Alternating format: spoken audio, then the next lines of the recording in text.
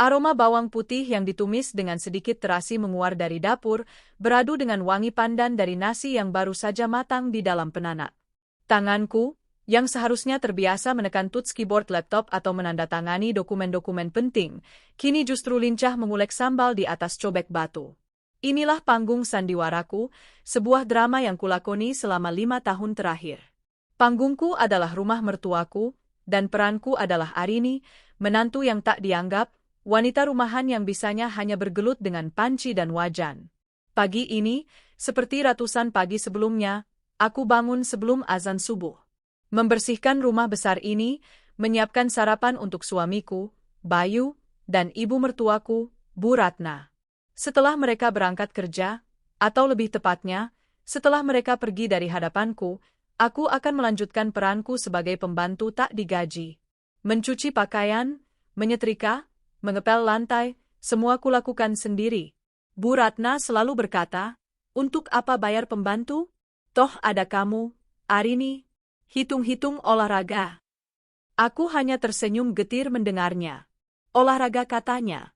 Mereka tidak tahu, perusahaan raksasa yang bergerak di bidang properti dan investasi, PT Adijaya Perkasa, yang sering mereka banggakan di setiap arisan dan pertemuan keluarga, adalah buah dari keringat dan otakku.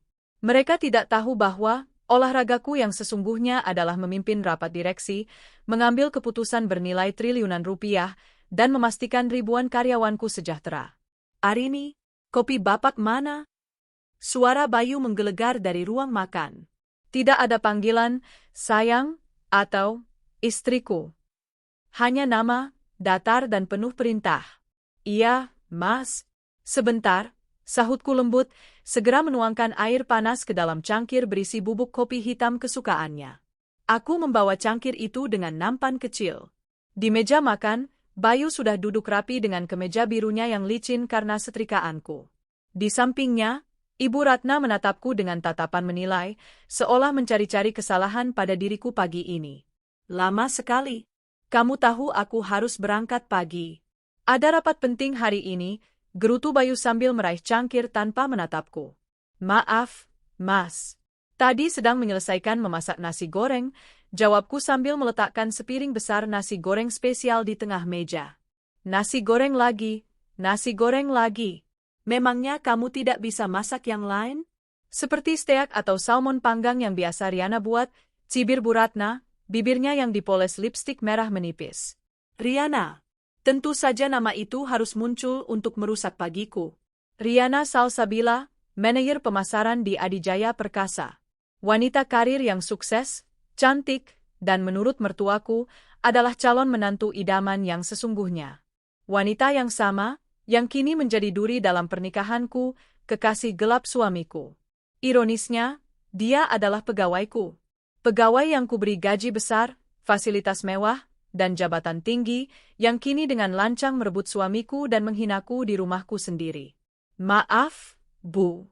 Mas Bayu tidak suka sarapan berat seperti itu, dalihku, berusaha menjaga ketenangan.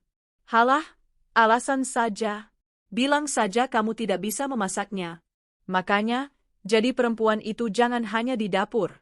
Lihat Riana, sudah pintar cari uang, jabatannya tinggi, pintar memasak makanan modern pula.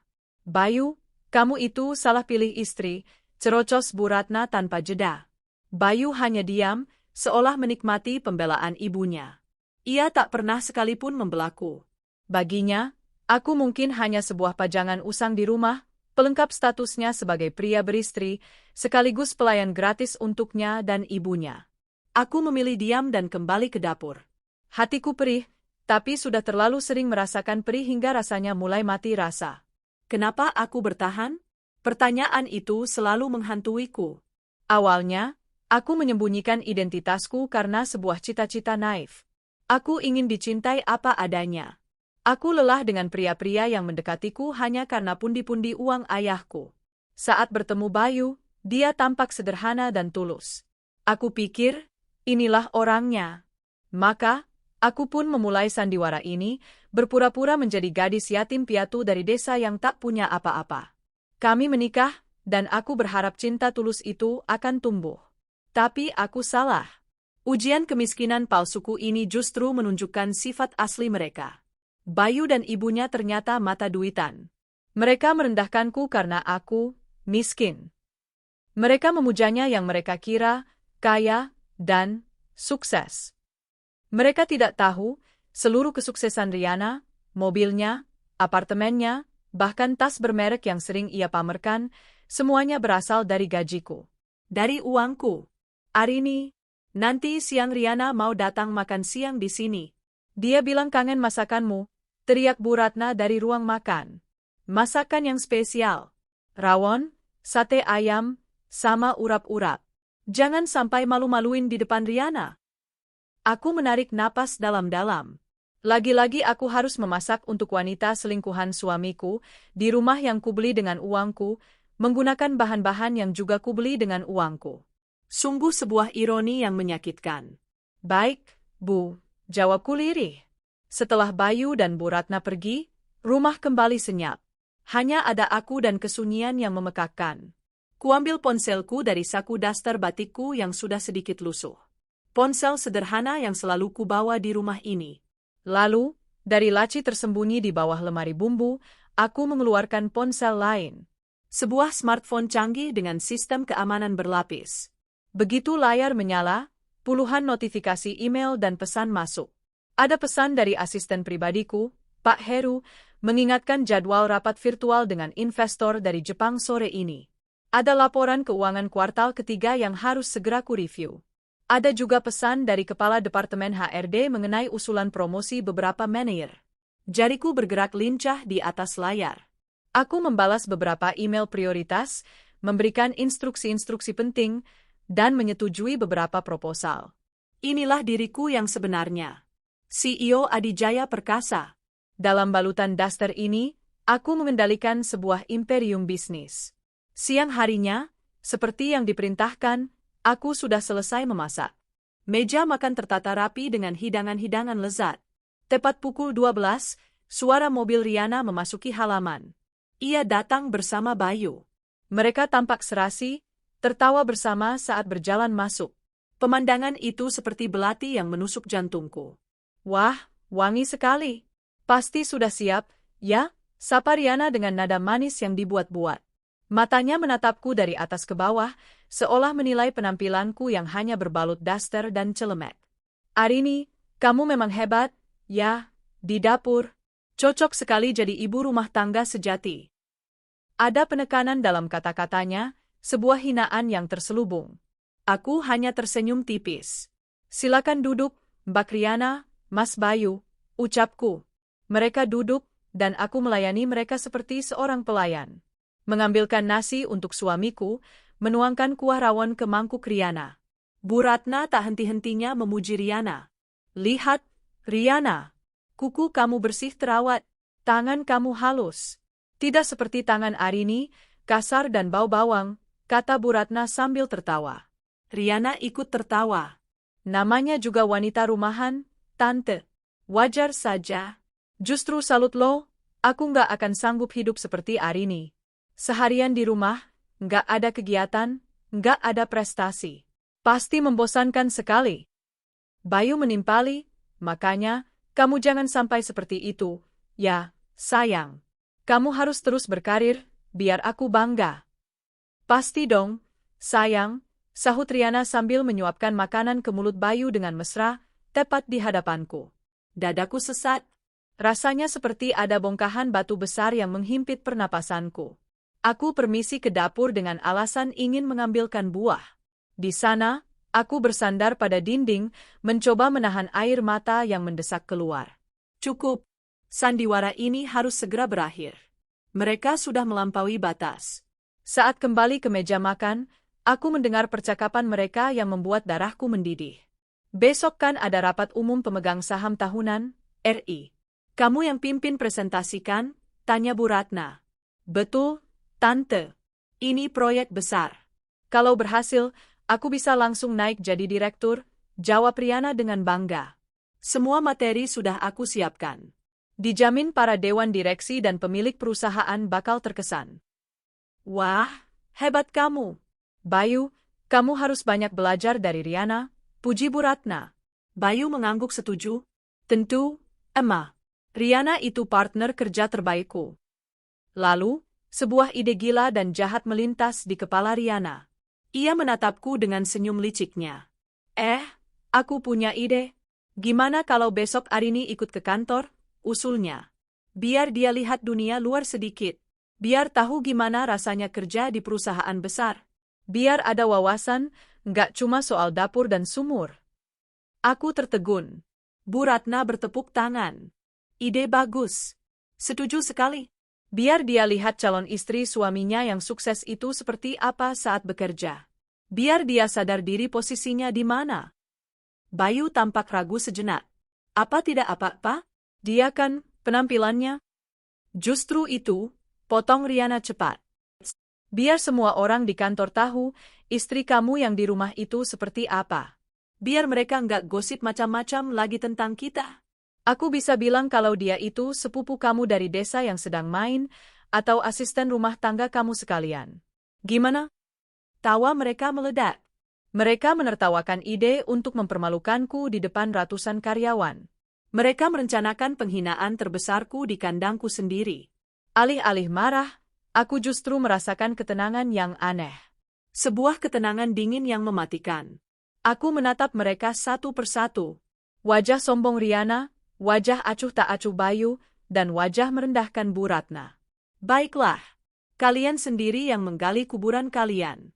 Kalian yang mengantarkan pisau untukku. Aku mengangkat wajahku, menampilkan senyum paling polos yang bisa kubuat. Ide yang bagus sekali, Mbak Riana. Aku memang sudah lama ingin melihat kantor Mas Bayu. Boleh kan, Mas? Tanyaku pada Bayu, dengan suara yang sengaja kubuat sedikit memelas. Bayu, yang melihatku tak marah, justru merasa lega. Ya sudah kalau kamu mau. Tapi ingat, di sana jangan norak. Ikuti saja kata Riana. Tentu, Mas, jawabku patuh. Riana tersenyum penuh kemenangan. Bagus. Besok pakai bajumu yang paling bagus, ya, Arini. Oh, sebentar, kamu punya baju yang bagus, kan? Atau mau kupinjami baju lamaku yang sudah tidak muat? Penghinaan terakhir itu adalah pemantiknya. Tidak usah, Mbak. Aku punya baju sendiri, jawabku datar. Mereka tidak tahu. Besok, aku tidak akan datang sebagai Arini si wanita rumahan. Aku akan datang sebagai diriku yang sebenarnya. Pemilik panggung yang akan mereka gunakan untuk pertunjukan. Dan aku akan memastikan, tirai panggung itu akan jatuh tepat di atas kepala mereka, menghancurkan semua kesombongan dan keangkuhan mereka hingga tak bersisa. Malam itu, setelah membersihkan semua kekacauan di dapur, aku masuk ke kamarku. Bayu sudah tertidur pulas, mungkin lelah setelah menghabiskan waktu bersama kekasihnya. Aku berjalan menuju lemari pakaianku. Di sana, hanya tergantung daster-daster sederhana dan beberapa potong gamis murah. Namun, di balik dinding palsu di belakang lemari itu, tersimpan sebuah ruangan lain. Walk-in klosetku yang sesungguhnya. Aku menekan sebuah tombol tersembunyi, dan dinding itu bergeser tanpa suara. Di dalamnya, berderet rapi gaun-gaun desainer, setelan kerja dari merek-merek ternama, koleksi tas dan sepatu mewah yang harganya bisa membeli rumah mereka.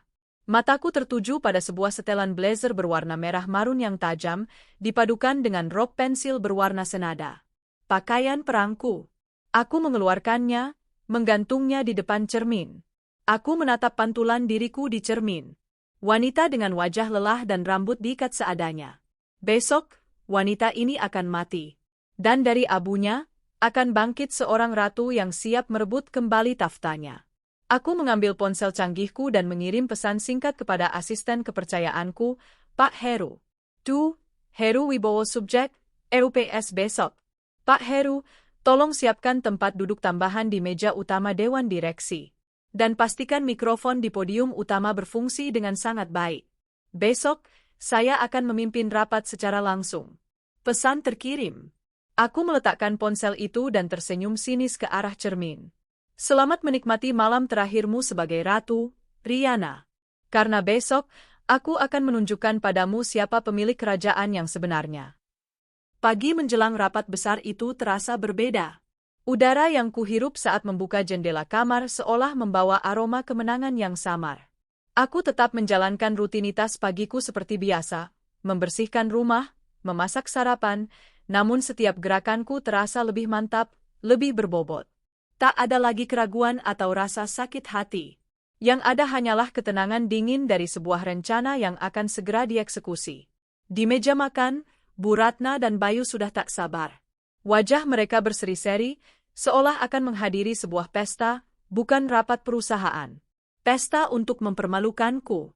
Arini, cepat sedikit sarapannya. Nanti kita terlambat, tegur Bu Ratna, matanya menatapku lekat-lekat. Oh iya, nanti di kantor kamu jangan banyak tingkah, ya. Jalan saja di belakang kami. Kalau ada yang bertanya, bilang saja kamu pembantu dari kampung. Paham? Aku mengangguk patuh sambil menyendokkan nasi ke piringku. Paham, Bu. Dan jangan sentuh apa-apa. Barang-barang di sana itu mahal, tidak seperti perabotan di dapurmu, tambah Bayu tanpa menoleh. Pokoknya, buat dirimu tidak terlihat. Riana yang akan jadi bintangnya hari ini. Kamu cukup jadi penonton saja dari pojok. Tentu, Mas, jawabku lembut. Batinku tertawa. Penonton? Oh, tentu tidak. Aku adalah sutradara, produser, sekaligus aktris utama dari pertunjukan besar hari ini. Kalian bertiga hanyalah figuran yang nasibnya sudah kutulis di ujung naskah. Untuk perjalanan ke kantor, aku sengaja mengenakan gamis sederhana berwarna coklat tanah dan kerudung instan. Penampilan yang sempurna untuk memperkuat citra wanita desa yang lugu dan menyedihkan di mata mereka. Di dalam tas jinjing butut yang kubawa, tersembunyi pakaian perangku yang sesungguhnya. Kami tidak pergi dengan mobil Bayu. Riana menjemput kami dengan sedan Eropanya yang mengilap, hasil dari bonus besar yang aku setujui 3 bulan lalu. Sepanjang perjalanan, Riana tak henti-hentinya berceloteh. Semalam aku latihan presentasi sampai jam 2 pagi. Semua data, semua proyeksi, aku kuasai di luar kepala.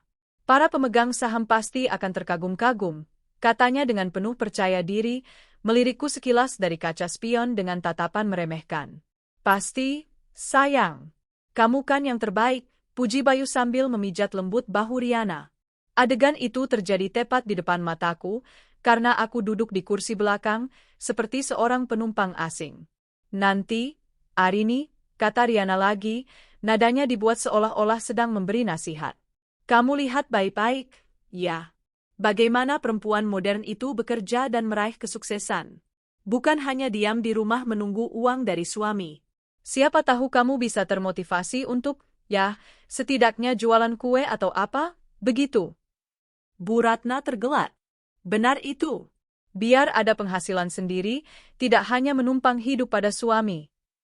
Aku hanya tersenyum. Ya, aku akan melihatnya baik-baik.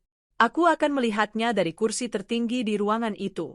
Tak lama kemudian, kami tiba di depan Adijaya Tower. Gedung pencakar langit setinggi 50 lantai yang menjulang gagah di jantung kawasan bisnis Jakarta. Milikku. Setiap jengkal tanahnya, setiap lapisan kacanya, setiap karyawan yang lalu lalang di dalamnya, adalah bagian dari kerajaan yang kubangun dari nol. Mereka bertiga menatap gedung itu dengan penuh kebanggaan semu, sementara aku menatapnya dengan rasa memiliki yang sesungguhnya. Lihat, Arini. Besar, kan? Inilah tempat orang-orang sukses seperti kami bekerja, bisik Bayu dengan angkuh saat kami melangkah masuk ke lobi yang megah. Para staf dan satpam yang berjaga segera memberi hormat. Selamat pagi, Pak Bayu. Selamat pagi, Bu Riana, sapa mereka ramah. Kepadaku, mereka hanya melirik sekilas, menganggapku tak lebih dari seorang pengantar atau kerabat jauh yang tak penting. Aku menikmati setiap momen anonimitas ini.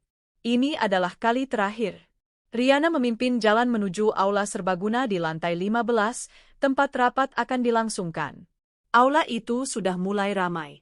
Para manajer, kepala divisi, hingga beberapa direksi sudah hadir, bercengkerama sambil menikmati kopi.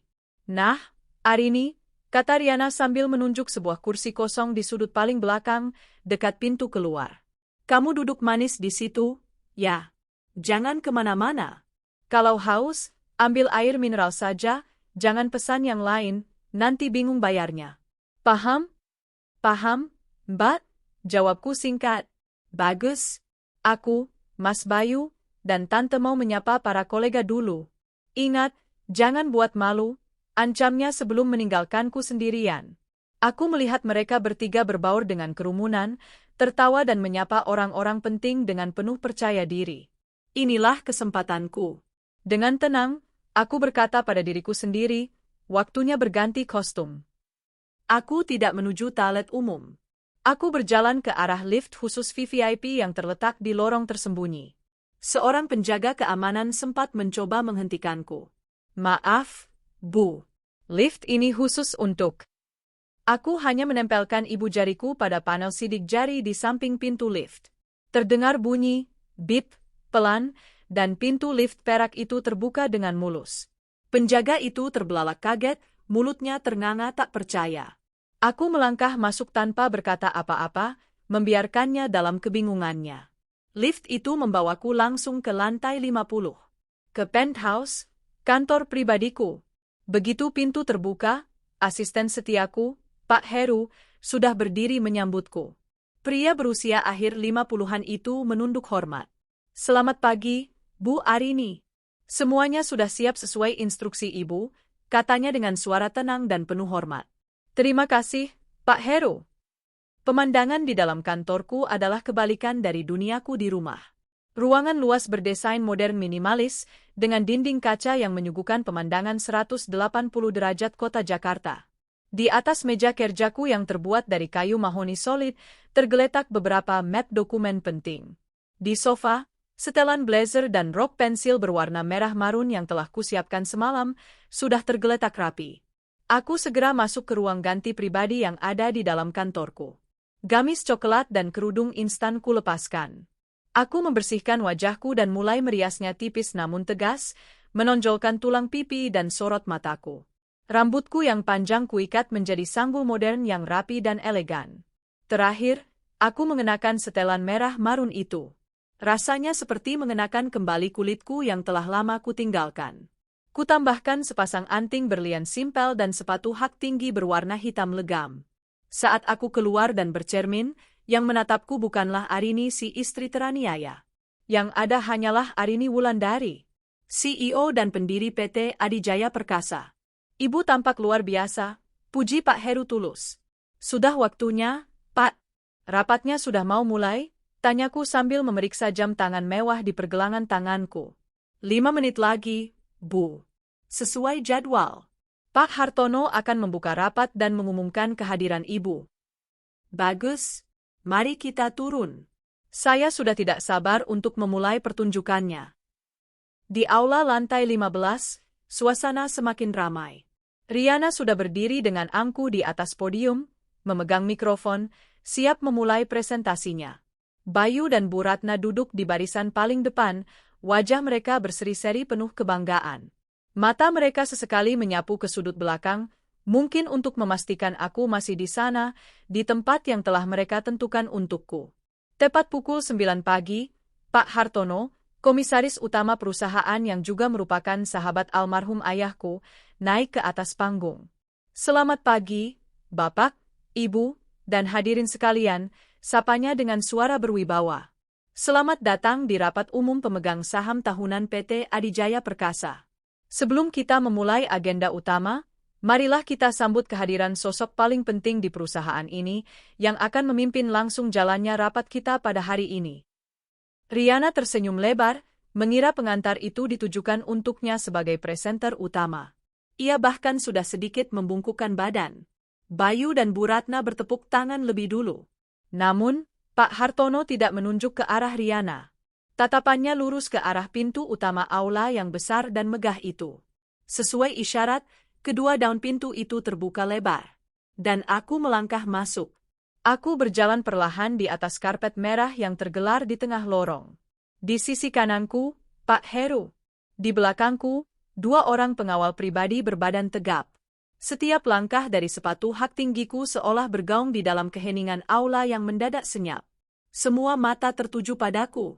Satu persatu, para kepala departemen, manajer, dan direksi yang mengenaliku, mulai berdiri dari kursi mereka.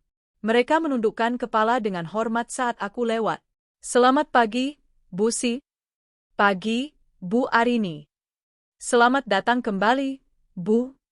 Suara-suara itu berdengung, menciptakan gelombang kejut yang merambat ke seluruh ruangan dan akhirnya menghantam 3 orang di barisan terdepan. Aku bisa melihatnya dengan jelas. Wajah Riana yang semula berseri-seri, kini pucat pasi seperti kertas. Senyumnya membeku, lalu luntur digantikan oleh ekspresi horor dan ketidakpercayaan total. Mikrofon yang dipegangnya bergetar hebat. Di kursi penonton, rahang Bayu jatuh terbuka. Matanya membelalak, bergerak liar dari sosokku yang berjalan anggun ke arah panggung, lalu kembali ke kursi kosong di pojok ruangan tempat ia menyuruhku menunggu. Otaknya seolah mengalami korsleting, gagal memproses kenyataan yang terpampang di depan matanya. Dan di sampingnya, Bu Ratna. Wajahnya yang penuh riasan tebal kini terlihat seperti topeng retak. Mulutnya komat kamit tanpa suara, tangannya mencengkeram lengan putranya dengan erat. Matanya menatapku seolah melihat hantu. Aku terus berjalan tanpa melirik mereka sedikit pun. Anggap saja mereka debu di karpet yang kuinjak. Aku menaiki beberapa anak tangga menuju panggung utama, menuju meja dewan direksi di mana sebuah kursi kehormatan di tengah telah sengaja dikosongkan untukku. Pak Hartono tersenyum menyambutku. Selamat datang, Bu Arini. Rapat siap untuk dimulai kapanpun Ibu siap. Aku mengangguk, lalu duduk dengan tenang di kursi kekuasaanku. Kuambil mikrofon yang telah disiapkan di hadapanku.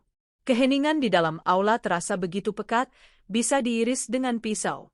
Kuedarkan pandanganku ke seluruh penjuru ruangan, dan terakhir, mataku berhenti dan mengunci pada sosok Riana yang masih mematung di podium. Suaraku terdengar tenang, jelas, dan dingin, menggema melalui sistem pengeras suara ke setiap sudut aula.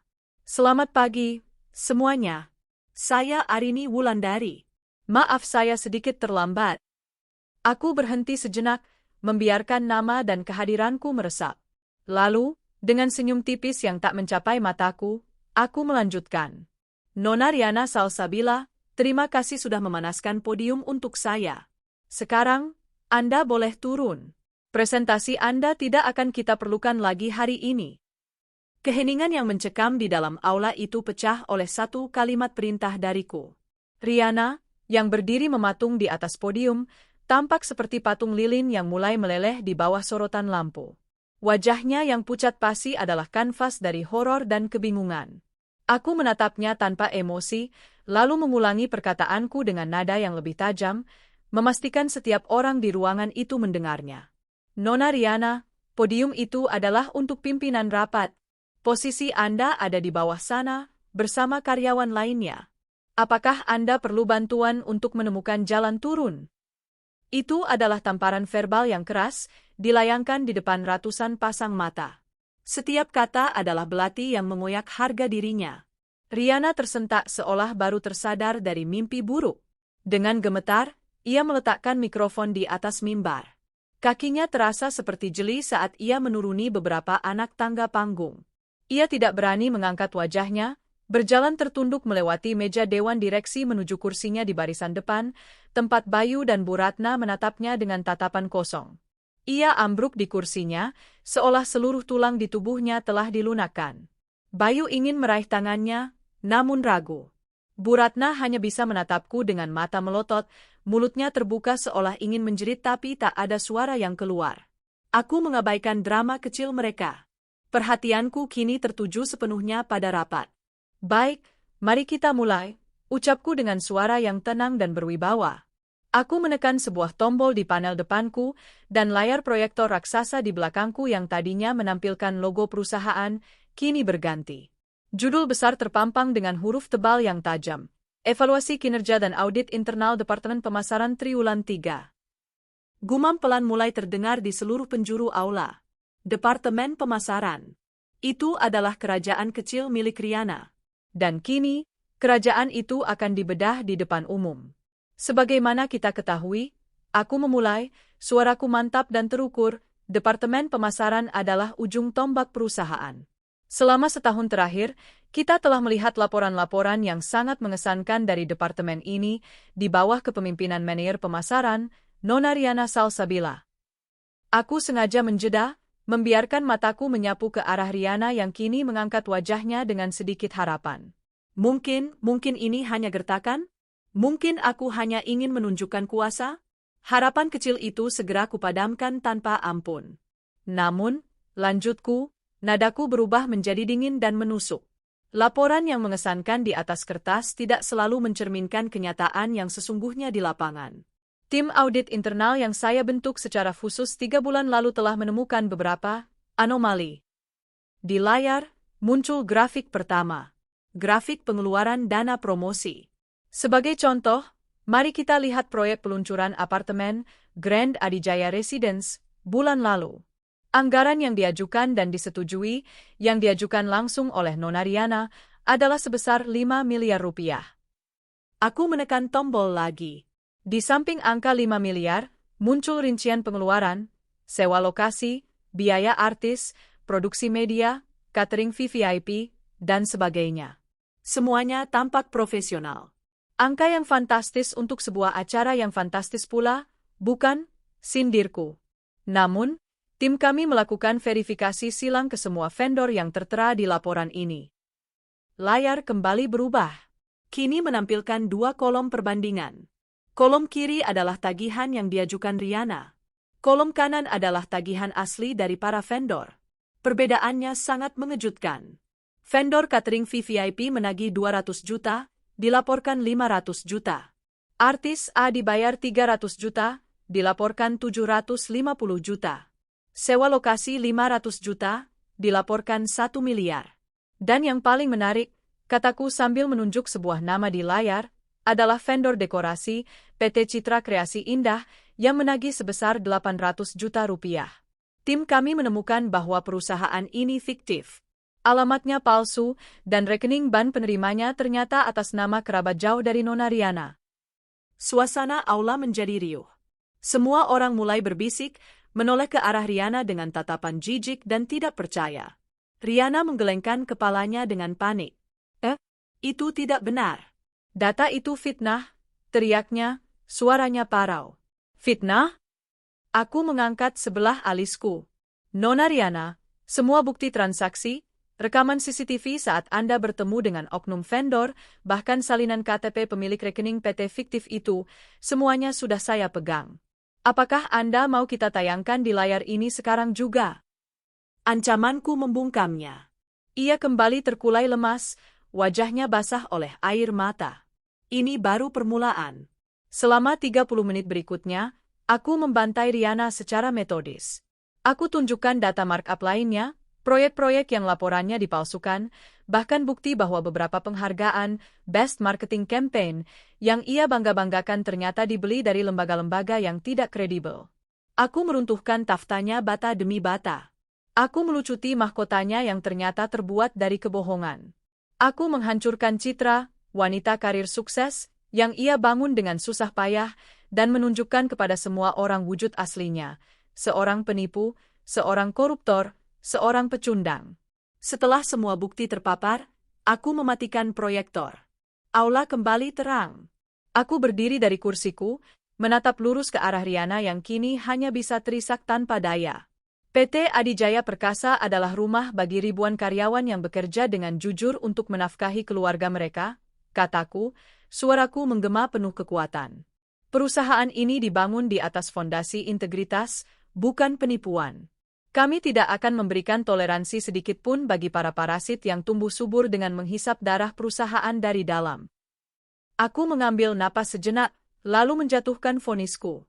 Riana Salsabila, namamu kuucapkan dengan penekanan dingin. Atas tindakan penggelapan dana, pemalsuan laporan, dan penyalahgunaan wewenang, efektif detik ini juga, Anda saya pecat secara tidak hormat. Guncangan dahsyat terasa di seluruh ruangan. Pemecatan di depan RUPS adalah penghinaan tertinggi yang bisa dialami seorang eksekutif. Pepecat, bisiknya tak percaya. Tidak hanya itu, tambahku. Tim hukum kami akan melaporkan Anda ke pihak berwajib sore ini juga. Semua aset pribadi Anda yang kami curigai berasal dari hasil kejahatan ini akan kami ajukan untuk dibekukan. Selamat menikmati proses hukum yang akan Anda hadapi. Jangan lakukan ini. Pintanya memelas. Aku tak menggubrisnya. Tim keamanan, panggilku dengan suara lantang. 2 orang petugas berseragam sigap masuk dan berjalan ke arah Riana. Tolong, lanjutku, antar nona ini keluar dari gedung Adijaya. Sita kartu akses, laptop, dan semua fasilitas perusahaan darinya. Pastikan ia tidak membawa pulang apapun selain harga dirinya yang mungkin sudah tidak tersisa. Riana mulai histeris saat kedua petugas itu memegang lengannya. Lepaskan. Jangan sentuh aku. Bayu. Mas Bayu, tolong aku. Jeritnya, menggapai-gapai ke arah Bayu. Namun, Bayu hanya diam mematung, wajahnya seputih kapas. Ia terlalu takut untuk bergerak, apalagi menolongnya. Saat Riana diseret keluar dari aula, tatapan bekuku beralih kepadanya. Suamiku. Bayu Pratama, panggilku. Seluruh perhatian di ruangan itu kini tertuju padanya. Ia tampak seperti seekor tikus yang terpojok. Sebagai asisten manajer yang selalu mendampingi Nona Riana, yang katanya adalah partner kerja terbaik, saya sangat ragu Anda tidak mengetahui apa-apa tentang praktik kotor ini, kataku sinis. Jabatan yang Anda duduki sekarang pun, saya tahu persis, adalah hasil dari lobi dan laporan palsu yang dibuatkan oleh kekasih Anda itu. Wajah Bayu semakin pucat. Keringat dingin mulai membasahi pelipisnya. Saya akan berbaik hati, kataku. Saya berikan Anda 2 pilihan. Pertama, Anda mengundurkan diri saat ini juga, detik ini juga, dan pergi diam-diam. Atau pilihan kedua, saya akan minta tim audit untuk menampilkan file investigasi divisi Anda sekarang juga di layar ini. Silakan pilih. Bayu menatapku dengan tatapan ngeri. Ia tahu, riwayat kerjanya juga tidak bersih. Ia tahu, aku memegang semua kartunya. Dengan bibir bergetar, ia akhirnya menyerah. Ia berdiri dengan lunglai. Saya mengundurkan diri. Bu. Panggilan, Bu, yang keluar dari mulutnya terdengar seperti racun di telingaku. Keputusan yang sangat bijak, jawabku tanpa ekspresi. Kosongkan meja kerjamu sebelum jam 12.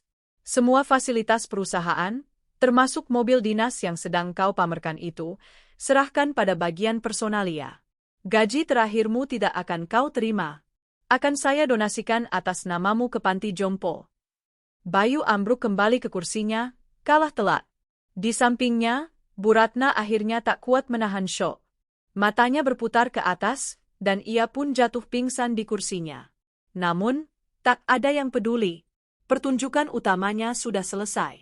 Aku kembali menatap para pemegang saham dan jajaran direksi yang masih terdiam kaget. Bapak dan Ibu sekalian, kataku dengan tenang, seolah tak terjadi apa-apa. Mohon maaf atas gangguan ini. Anggap saja ini sebagai bagian dari bersih-bersih perusahaan. Saya, Arini Wulandari, sebagai CEO, menjamin bahwa mulai hari ini, tidak akan ada lagi ruang bagi praktik korupsi dan kolusi di PT Adijaya Perkasa. Rapat hari ini saya nyatakan selesai. Notulensi dan agenda selanjutnya akan dikirimkan melalui email.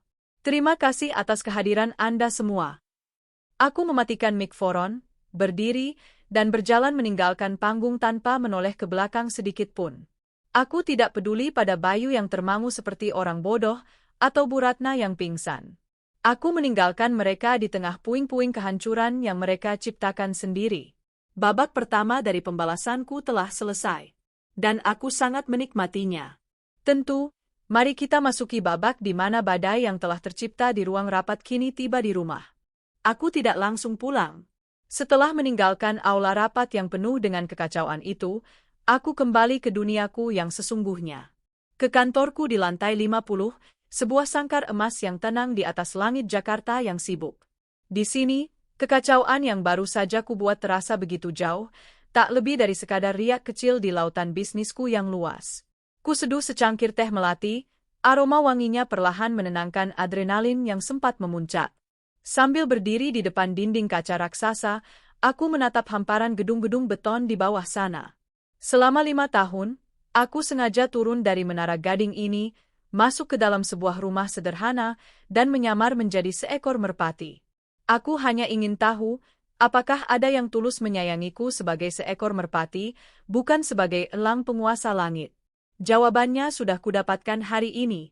Mereka tidak hanya membenci merpati itu, mereka bahkan mencabuti bulu-bulunya dan menertawakannya saat ia kedinginan. Pak Heru masuk dengan langkah pelan. Bu Arini, ada beberapa informasi, katanya dengan hormat. Nona Riana sudah meninggalkan gedung. Semua aset perusahaan yang melekat padanya sudah berhasil disita. Laporan awal untuk kepolisian juga sudah selesai kami siapkan. Bagus. Lanjutkan sesuai prosedur, jawabku tanpa menoleh. Satu lagi, Bu, Pak Heru ragu sejenak. Pak Bayu dan ibunya mereka sudah selesai berkemas di ruangannya. Saat ini mereka ada di lobi bawah. Mereka memohon untuk bisa bertemu dengan ibu. Aku tersenyum sinis. Tentu saja mereka ingin bertemu. Para pecundang selalu mencari pemenang untuk memohon belas kasihan. Biarkan mereka menunggu, Pak, kataku dingin. Saya akan menemui mereka. Tapi tidak di sini. Ini kantor saya, tempat ini terlalu bersih untuk drama mereka. Saya akan menemui mereka di panggung sandiwara kita yang sesungguhnya. Aku menyelesaikan beberapa pekerjaan penting yang tak bisa ditunda. Menandatangani kontrak, menjawab panggilan dari mitra bisnis di Singapura, dan memberikan arahan kepada kepala personalia untuk segera mencari pengganti Riana. Aku ingin menunjukkan, terutama pada diriku sendiri, bahwa runtuhnya mereka bertiga sama sekali tidak berpengaruh pada stabilitas kerajaanku. Mereka tidak penting. Sore harinya, saat matahari mulai condong ke barat, aku memutuskan untuk pulang. Bukan dengan mobil LCGC yang biasa kupakai untuk menyamar, melainkan dengan sedan mewah hitamku yang selalu siap sedia di parkiran VVIP, lengkap dengan sopir pribadi. Perjalanan pulang terasa berbeda. Jalanan yang sama, pemandangan yang sama, namun dari balik kaca mobil yang lebih mewah dan tempat duduk yang lebih nyaman, aku merasa seperti seorang ratu yang akan kembali merebut istananya yang sempat diduduki para pemberontak. Saat mobilku yang megah itu memasuki gerbang komplek perumahan, beberapa tetangga yang sedang menyiram tanaman menoleh dengan pandangan heran. Mereka terbiasa melihatku pulang dengan motor metik atau mobil butut. Hari ini, sebuah monster hitam mengilap berhenti tepat di depan rumah yang mereka kenal sebagai rumah milik keluarga Bayu. Aku melangkah keluar. Sopirku membukakan pintu. Aku tak lagi mengenakan setelan merah marunku. Aku sudah berganti dengan sebuah gaun terusan sederhana namun elegan berwarna biru tua, yang harganya mungkin setara dengan gaji Bayu selama setahun. Saat aku membuka pintu rumah, pemandangan di dalam persis seperti yang kubayangkan. Bayu dan Bu Ratna duduk di sofa ruang tamu dengan wajah kuyu. Mereka pasti pulang dengan taksi, merasakan sedikit dari kerasnya hidup tanpa fasilitas dariku. Begitu melihatku masuk, mereka sontak berdiri. Wajah angkuh Bu Ratna telah lenyap, digantikan oleh ekspresi ketakutan dan penyesalan yang dibuat-buat. Arini, nak Arini? Panggilnya dengan suara bergetar. Ia mencoba mendekat, tangannya terulur seolah ingin memelukku. Aku mengangkat tanganku, menghentikan langkahnya. Jangan sentuh saya, desisku dingin. Bu Ratna langsung menarik tangannya kembali. Maafkan ibu, nak. Ibu benar-benar tidak tahu. Sumpah, ibu tidak tahu kalau kamu. Tidak tahu kalau saya pemilik perusahaan, potongku tajam. Jadi itu masalahnya, Bu? Jadi kalau saya tetap Arini yang miskin dari desa, semua hinaan ibu, semua cacian ibu, semua perlakuan ibu yang menjadikan saya pembantu itu sah-sah saja. Bu Ratna tergagap. Bukan begitu maksud ibu. Lalu apa, sergahku? Kalian membenciku bukan karena aku orang jahat. Kalian membenciku karena kalian pikir aku tidak punya uang. Kalian memuja Riana bukan karena dia orang baik, tapi karena kalian pikir dia punya jabatan dan harta. Jangan coba-coba menutupi sifat mata duitan kalian dengan air mata penyesalan sekarang. Pandanganku beralih ke Bayu. Pria yang pernah kucintai, yang kini berdiri di hadapanku seperti seorang terdakwa yang menunggu vonis. Sayang, Arini, kumohon, dengarkan penjelasan Mas dulu, katanya dengan suara parau. Semua ini salah paham. Riana yang menggoda Mas. Dia yang menjebat Mas. Cintaku hanya untuk kamu, Arini. Sungguh. Aku tertawa. Tawa yang kering dan penuh kepahitan. Cinta? Jangan pernah kau sebut kata itu lagi di depanku, Bayu. Kata itu terlalu suci untuk keluar dari mulut seorang pembohong sepertimu. Aku melangkah mendekatinya, setiap langkahku terasa berat oleh beban kenangan pahit. Di mana cintamu saat ibumu menyiram masakanku ke tempat sampah di depanku? Di mana cintamu saat kau membiarkan Riana menghinaku di meja makan? Di mana cintamu, Bayu, saat kau dan kekasihmu merencanakan untuk mempermalukan istrimu sendiri di depan ratusan orang? Di mana cintamu saat kau membelikan Riana perhiasan mahal, sementara kau tahu aku hanya memakai daster lusuh setiap hari? Kau tidak mencintaiku. Kau hanya mencintai statusmu sebagai pria beristri. Kau menikmati pelayananku. Dan saat kau menemukan mainan baru yang kau kira lebih berkilau, kau membuangku tanpa berpikir dua kali. Setiap kalimatku adalah sebuah tamparan bagi mereka. Aku ungkapkan semua rasa sakit yang kupendam selama 5 tahun. Semua malam saat aku menangis diam-diam, semua hinaan yang kutelan bulat-bulat, semua harapan yang mereka hancurkan. Setelah semua unek-unekku tumpah, aku merasakan kelegaan yang luar biasa. Aku tidak perlu lagi berteriak. Dengan tenang, aku berjalan menuju laci di bawah televisi, tempat aku menyimpan beberapa dokumen penting. Aku mengeluarkan sebuah map coklat. Kulemparkan isinya ke atas meja kopi di depan mereka. Selembar surat gugatan cerai yang sudah kutandatangani, dan selembar sertifikat hak milik atas nama Arini Wulandari. Tanda tangani surat cerai itu, Bayu. Aku sudah mau menjadi istrimu, kataku datar. Bayu menatap surat itu dengan nanar. Tidak, Arini, jangan, aku tidak mau cerai. Lalu lihat ini, kataku sambil mengangkat sertifikat rumah. Baca nama pemiliknya. Rumah ini, tempat kalian tinggal dengan nyaman dan pongah, tempat kalian menjadikanku babu, adalah milikku. Kubeli tunai bahkan sebelum aku menikah denganmu. Mata mereka membelalak ngeri. Inilah pukulan terakhir yang menghancurkan mereka. Mobil di garasi, semua perabotan ini, bahkan piring yang kalian pakai untuk makan, semuanya uangku, lanjutku tanpa ampun. Dan aku tidak sudi lagi barang-barangku dipakai oleh kalian. Saya beri kalian waktu sampai besok pagi pukul 8, aku menatap jam di dinding. Kemas barang-barang pribadi kalian yang menempel di badan kalian saja. Sisanya tinggalkan. Dan enyah dari rumah saya. Arini, jangan, nak. Kami mau tinggal di mana? Jerit Bu Ratna panik. Itu bukan urusanku, jawabku dingin. Selama 5 tahun aku tinggal di sini, kalian tidak pernah peduli bagaimana perasaanku. Sekarang, kenapa aku harus peduli di mana kalian akan tinggal? Jika besok pagi kalian masih berada di properti saya, aku mengakhiri kalimatku dengan nada final. Saya akan menelepon tim keamanan dari kantor untuk menyeret kalian keluar seperti menyeret sampah. Mereka berdua akhirnya luruh ke lantai. Bayu bersujud, memeluk kakiku. Ampun, Arini. Ampun. Jangan usir aku. Aku akan lakukan apa saja. Bu Ratna juga merangkat, menangis histeris. Maafkan ibu, nak. Jangan usir kami. Pemandangan itu menyedihkan, tapi tidak sedikit pun menyentuh hatiku. Hati yang telah mereka bekukan selama bertahun-tahun. Dengan kasar, kuhempaskan kaki Bayu dari pegangannya. Tanpa berkata apa-apa lagi, aku berjalan menaiki tangga. Menuju kamar tidur utama, kamar yang seharusnya menjadi milikku, namun seringkali terasa seperti kamar tamu di rumah sendiri. Aku masuk dan mengunci pintu dari dalam, memisahkan diriku dari suara tangisan dan permohonan putus asa mereka di lantai bawah. Suara mereka perlahan menjadi latar belakang yang tidak penting. Di dalam kamarku, aku berdiri di depan cermin, menatap pantulan diriku. Tidak ada lagi air mata. Yang ada hanyalah seorang wanita yang telah berhasil merebut kembali hidupnya.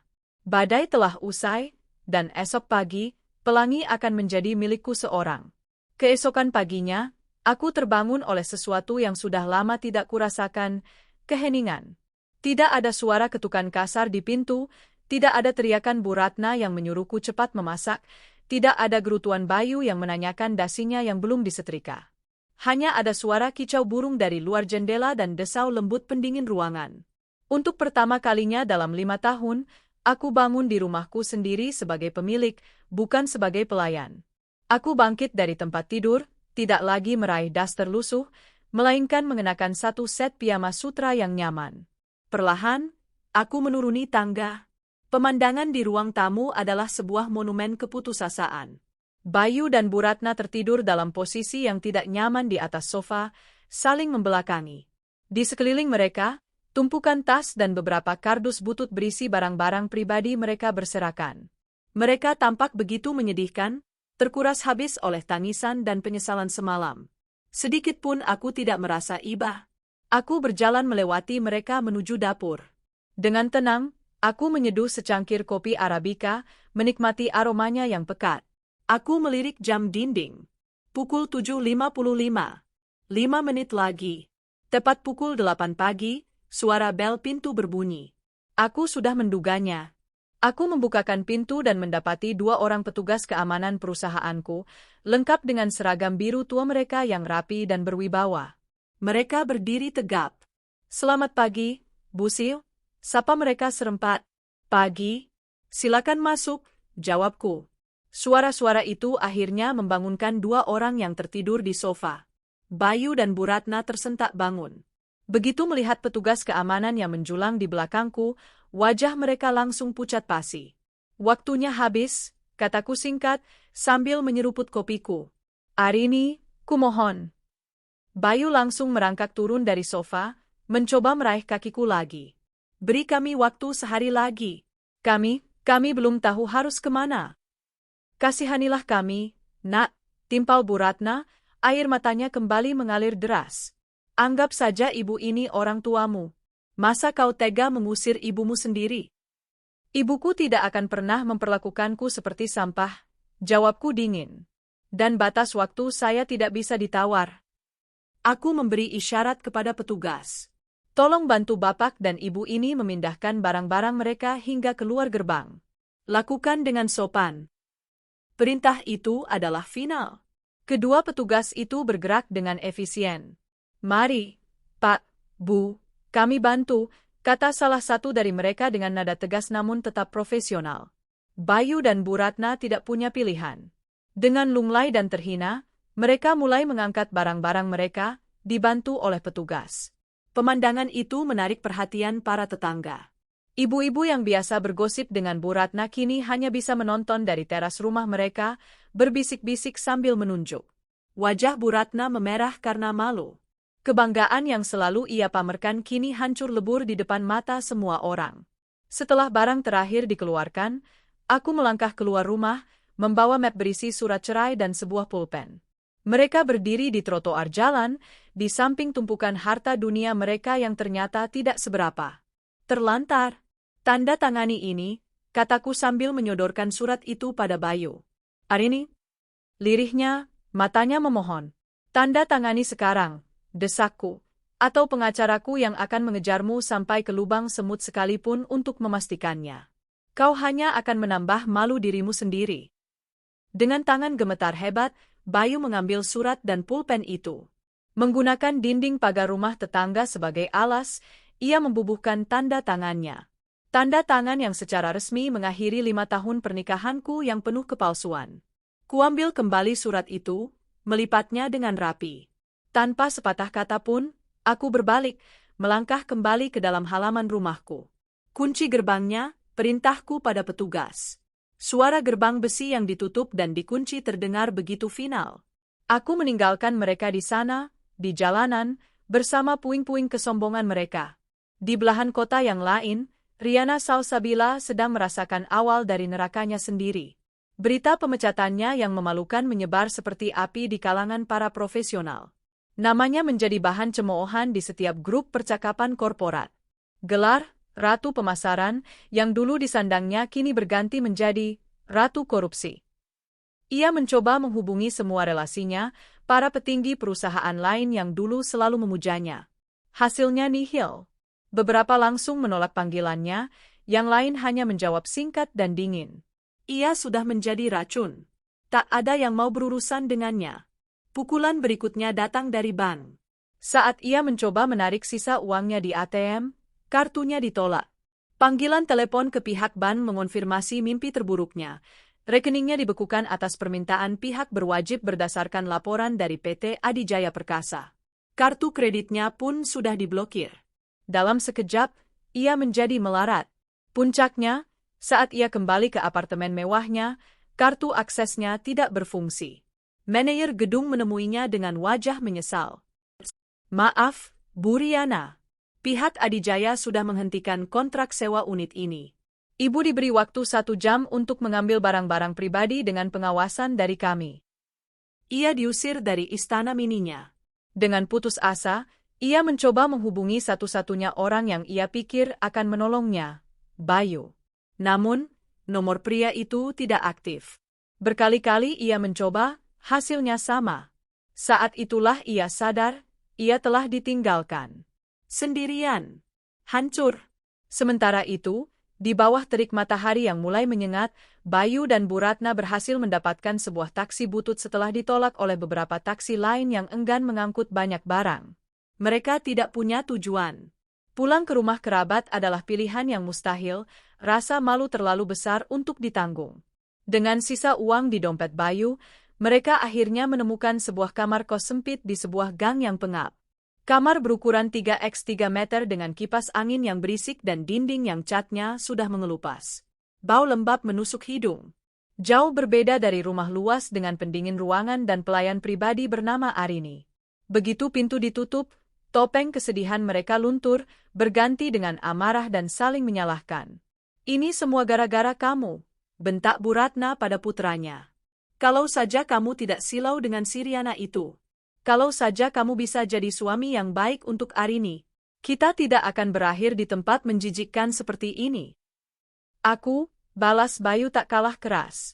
Siapa yang setiap hari membanding-bandingkan Arini dengan Riana? Siapa yang terus-menerus meracuni pikiranku bahwa Riana itu menantu idaman? Ibu. Ibu yang membuatku merasa Arini tidak ada harganya. Pertengkaran mereka terus berlanjut, memenuhi ruangan sempit itu dengan racun penyesalan. Mereka terperangkap, bukan hanya di dalam kamar kos itu, tapi juga di dalam labirin kesalahan mereka sendiri. Tanpa Arini sebagai kambing hitam, mereka kini hanya bisa saling mencakar. Di rumahku, suasana terasa lapang dan damai. Aku sudah memanggil jasa pembersihan profesional untuk membersihkan setiap sudut rumah. Aku ingin menghilangkan semua jejak mereka, semua energi negatif yang mereka tinggalkan. Sofa tempat mereka duduk, kamar yang mereka tiduri, semuanya dibersihkan hingga berkilau. Sore harinya, aku duduk di teras belakang, menatap taman yang mulai kurawat kembali. Pengacaraku baru saja menelepon, mengonfirmasi bahwa surat cerai yang ditandatangani Bayu sudah diterima dan prosesnya akan dipercepat. Semuanya berjalan sesuai rencana. Aku menarik napas dalam-dalam, merasakan udara sore yang segar. Puing-puing kesombongan mereka telah kubersihkan dari hidupku. Di atas tanah yang kini bersih itulah, aku akan membangun kembali istanaku yang sesungguhnya. Istana kebahagiaan yang hanya akan kuhuni seorang diri, setidaknya untuk saat ini. Dan aku merasa damai. 2 minggu telah berlalu sejak badai itu menerjang dan membersihkan hidupku. Di dalam rumah yang kini telah sepenuhnya menjadi milikku, aku menghirup aroma kebebasan. Tak ada lagi bau bawang gosong yang menempel di bajuku, tak ada lagi residu hinaan yang tertinggal di udara. Rumah ini kini beraroma bunga lili segar yang selalu kuletakkan di setiap sudut, berpadu dengan wangi kopi gayo yang baru diseduh, dan alunan musik Vivaldi yang mengalun lembut dari pengeras suara. Aku merombak total interior rumah. Sofa tempat mereka biasa duduk dengan angkuh telah kubuang, kuganti dengan sofa kulit berwarna krem yang lebih elegan. Dapur yang dulu menjadi penjara bagiku, kini kusulap menjadi ruang kuliner modern dengan peralatan canggih. Kamar tidur utama tidak lagi hanya berisi lemari daster, melainkan sebuah walk-in closet megah yang pintunya selalu kubiarkan terbuka, sebagai pengingat bahwa aku tidak perlu lagi menyembunyikan siapa diriku. Ini bukan lagi sekadar rumah, ini adalah istana pribadiku, sebuah monumen kemenanganku. Transformasi ini tidak hanya terjadi di rumah. Di Adijaya Tower, kehadiranku sebagai CEO tidak lagi hanya sebatas nama di struktur organisasi. Aku memimpin dengan tangan besi berlapis beludru. Aku memecat beberapa manajer dan staf yang terbukti merupakan kroni-kroni Riana, orang-orang yang naik jabatan bukan karena kompetensi, melainkan karena kemampuan menjilat. Sebagai gantinya, Aku mempromosikan mereka yang selama ini bekerja dalam diam, yang memiliki integritas dan ide-ide cemerlang namun terpinggirkan oleh sistem yang korup. Setiap keputusanku tajam dan terukur. Aku membatalkan proyek-proyek yang tidak efisien, menegosiasikan ulang kontrak-kontrak yang merugikan, dan meluncurkan inisiatif baru yang lebih inovatif. Para direksi dan pemegang saham yang awalnya meragukanku, kini menatapku dengan penuh kekaguman dan rasa hormat. Arini Wulandari bukan lagi sekadar pewaris, ia adalah seorang visioner, seorang pemimpin sejati. Aku merasa hidup. Aku merasa berkuasa. Perasaan ini memabukkan, seperti anggur termahal setelah bertahun-tahun hanya menenggak air putih basi. Setiap pagi, saat aku bercermin, aku melihat seorang wanita kuat dengan sorot mata yang tak gentar. Wanita yang telah mati dan dilahirkan kembali dari abunya sendiri.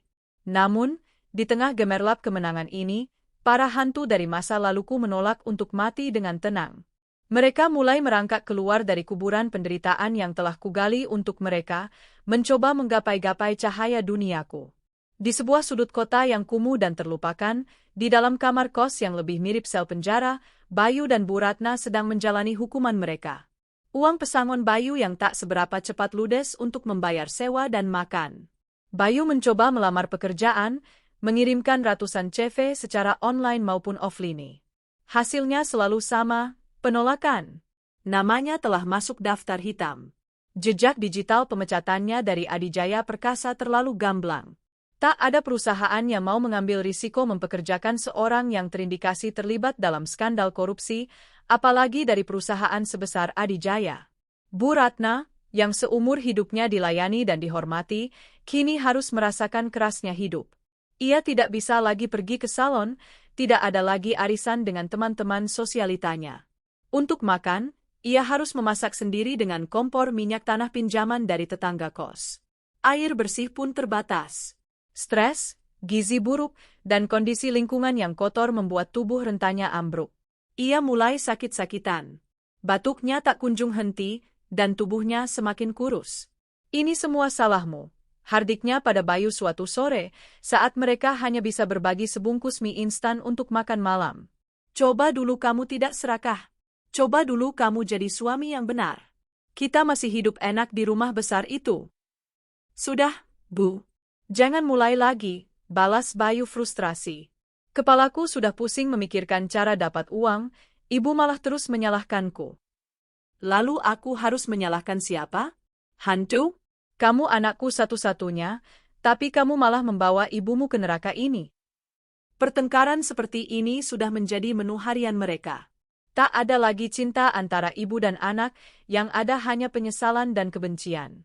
Di puncak keputusasaan mereka, hanya ada satu nama yang terus terngiang di kepala mereka. Satu-satunya orang yang bisa mengangkat mereka dari jurang ini. Arini, kita harus menemuinya, Bayu, kata Bu Ratna dengan suara parau setelah pertengkaran mereka reda. Kita harus memohon ampun padanya. Kita harus rela melakukan apa saja. Bersujud, mencium kakinya, apapun. Harga diri kita sudah tidak ada artinya kalau perut kita lapar. Bayu terdiam. Egonya sebagai seorang pria, sebagai mantan suami, memberontak. Tapi perutnya yang keroncongan dan tatapan putus asa ibunya yang sakit-sakitan, mengalahkan segalanya. Ia mengangguk lemah. Mereka akan merendahkan diri mereka serendah-rendahnya, demi sebuah kesempatan kedua. Sementara itu, Riana Salsabila sedang berada di titik nadir yang bahkan lebih dalam. Proses hukumnya berjalan secepat kilat. Dengan semua bukti yang disajikan oleh tim pengacaraku, ia tak bisa mengelak. Ia divonis bersalah atas penggelapan dana dan dijatuhi hukuman penjara serta denda yang jumlahnya fantastis. Semua sisa hartanya yang tidak dibekukan, disita negara. Sambil menunggu proses banding yang sudah pasti akan ditolak, ia dibebaskan dengan status tahanan kota. Ia menjadi gelandangan dalam arti yang sesungguhnya. Tanpa uang, tanpa teman, tanpa keluarga yang mau mengakuinya. Ia tidur di emperan toko, di halte bus, makan dari belas kasihan orang atau sisa makanan dari tempat sampah. Penampilannya yang dulu menjadi pusat perhatian, kini membuat orang-orang menjauh. Wajah cantiknya kusam tak terawat, rambutnya gimbal dan kotor, pakaiannya compang-camping dan bau. Setiap hari ia melihat berita tentang kesuksesan PT Adijaya Perkasa di bawah kepemimpinan CEO barunya, Arini Wulandari. Ia melihat fotoku di majalah bisnis, tersenyum penuh percaya diri. Setiap kali melihat itu, hatinya terasa seperti diremas oleh tangan raksasa yang terbuat dari kebencian dan penyesalan. Ia menyalahkan semua orang. Bayu yang pengecut, Bu Ratna yang munafik. Tapi jauh di lubuk hatinya, ia tahu siapa yang paling bersalah, dirinya sendiri. Kesombongannya, ketamakannya, dan kebodohannya karena telah meremehkan wanita berdaster yang ia kira tak berdaya. Sama seperti dua orang lainnya, di tengah kegelapan hidupnya, ia hanya melihat satu titik cahaya. Satu-satunya orang yang memiliki kuasa untuk menyelamatkan atau menghancurkannya lebih jauh lagi. Arini, ia tidak punya rencana. Ia hanya tahu, ia harus menemui Arini. Bukan lagi sebagai rival, tapi sebagai pendosa yang akan menyembah di kaki sang Dewi Penghakim. Pertemuan pertama yang tak terhindarkan terjadi beberapa hari kemudian. Aku sedang dalam perjalanan pulang dari kantor. Sedan hitamku berhenti di sebuah persimpangan lampu merah yang padat. Tiba-tiba, kaca jendelaku diketuk dengan kasar dan panik. Aku menoleh. Jantungku sempat berhenti sepersekian detik. Di luar sana, berdiri seorang pria kurus dengan pakaian kumal dan wajah yang tidak dicukur berhari-hari. Matanya liar dan penuh keputusasaan. Butuh beberapa saat bagiku untuk mengenalinya. Itu Bayu. Arini, Arini, buka pintunya. Kumohon, teriaknya, suaranya teredam oleh tebalnya kaca mobil. Sopir dan pengawalku di kursi depan langsung waspada. Tetap tenang, Bu. Jangan dibuka, kata pengawalku. Aku hanya menatapnya. Tanpa rasa takut, tanpa rasa kasihan. Yang kulihat hanyalah seorang pria asing yang menyedihkan. Lampu lalu lintas berubah hijau. Mobil-mobil di belakang mulai membunyikan klakson. Jalan, perintahku pada sopir dengan suara datar. Saat mobilku mulai bergerak pelan, Bayu menjadi semakin panik. Ia berlari di samping mobil, terus menggedor-gedor kaca. Arini, maafkan aku. Aku menyesal. Tolong beri aku kesempatan. Dan kemudian, ia melakukan sesuatu yang membuat semua orang di jalanan itu menoleh. Ia menjatuhkan dirinya ke aspal yang panas, bersujud di depan laju mobilku. Ampun, Rini. Ampuni aku, raungnya. Aku melihatnya dari kaca spion. Seorang pria yang menangis dan bersujud di tengah jalanan yang ramai. Pemandangan yang tragis. Tapi hatiku tetap sedingin es. Terus jalan. Jangan berhenti, ulangku pada sopir. Kami meninggalkannya di sana, menjadi tontonan dan bahan cemoohan para pengguna jalan. Malam itu, aku tidur dengan nyenyak. Episode kedua terjadi keesokan paginya. Saat mobilku akan keluar dari gerbang rumah, aku melihat sesosok wanita tua duduk meringkuk di trotoar depan. Itu Bu Ratna. Begitu melihatku, ia langsung bangkit dan berlari tertatih-tatih ke arah gerbang, lalu bersimpuh. Arini, nak, ini ibu, tangisnya, tangannya mencengkeram jeruji gerbang. Tolonglah ibu, nak. Maafkan semua kesalahan ibu. Ibu janji akan jadi mertua yang baik. Atau izinkan ibu kembali ke rumah ini walau hanya sebagai pembantu. Ibu akan mencuci, memasak, mengepel, apa saja, asal kami tidak kelaparan di jalanan. Aku menurunkan kaca mobilku. Menatapnya lekat-lekat. Saya tidak butuh pembantu, jawabku dingin. Dan kalaupun butuh, saya akan mencari orang yang jujur. Bukan orang yang hanya baik saat tahu saya punya uang. Tapi, nak? Satpam, panggilku, tidak lagi menatapnya. Tolong pastikan halaman depan saya bersih dari pengemis. Aku menutup kaca mobilku rapat-rapat, memblokir suara tangisannya yang memilukan. Mobilku melaju, meninggalkannya yang terkulai lemas di depan gerbang istanaku. Puncaknya, pertunjukan termegah dari para pendosa itu terjadi 2 hari kemudian.